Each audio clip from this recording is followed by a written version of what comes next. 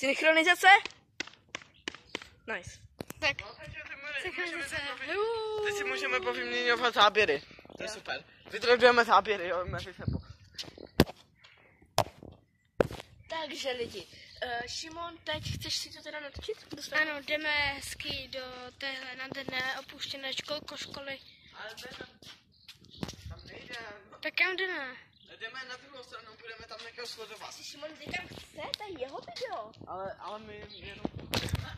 Tak jo, my děláme vlog o videu. Jo, my děláme Co se natáčí? my dokumentujeme Šimonův život. Jo, to je vlog o Šimonovi. Čau vlogu. Dobrý den. Dejte odběr na tým Robinosu, nezaložil. Předem se omlouvám že za špatnou kvalitu videa, jako telefon hezký natočíme asi 19. století.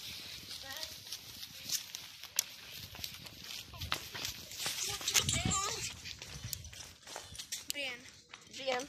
Veď tady si sledujeme, to je cizí. Tady pracuje moje sestra jako uklízečka. Tady se pracuje moje sestra jako uklízečka, tady se povinně. Super, díky za Můžu být. Díky za informace. Já jsem vám dala povolení. My jsme tu jednou seděli totiž. Ne, my už tady seděli tak 5krát a oni a to asi nevíme. Tato budova se jmenuje prostě Sklípek, ano. Můžete se podívat na stránky a můžete si tady objednat hotel. Děkujeme. Šimona vám jedem do popisu, takže jděte na popis, takže klikněte tady na Šimonovo video a uvidíte odkaz na prostě Sklíp. A Šimona bude muset dát odkaz na ty stránky do popisu. Tak, pošla, ne do popisu, poslal je introvi, tak jsem. Dobrý, však na Google mapách, já vím, ne? Aha. Já přidávám místa na Google mapy. Ale toto. Jo, to tam bylo už, to jste nepřidávali. Škoda. Takže lidi, teď mám nápad, podnikneme misi. Na chvilku se rozdělíme, protože Šimon nebude vědět, co točíme my. Co ty na to? Ať máme odlišný vlog. Ano, až tam to střídání záběru dává nějaký smysl. Ano.